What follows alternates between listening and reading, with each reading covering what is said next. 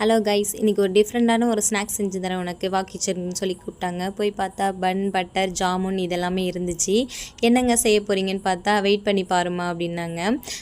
இதை பார்த்தாலே உங்களுக்கு தெரியும் அவங்க என்ன செய்ய போகிறாங்கன்னு சொல்லிட்டு, ஃபஸ்ட்டு பன்னை எடுத்து நல்லா சரிக்கு பாதியாக கட் பண்ணி எடுத்துருக்காங்க.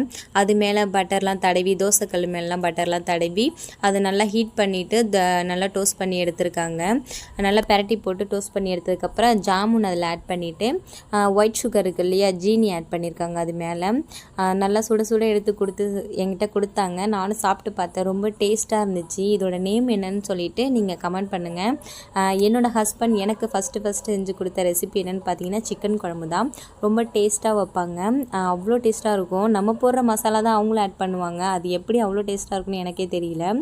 உங்கள் ஹஸ்பண்ட் உங்களுக்கு ஃபஸ்ட்டு என்ன ரெசிபி செஞ்சு கொடுத்தாங்கன்றதை மறந்துடாமல் கமெண்ட் பண்ணுங்கள்.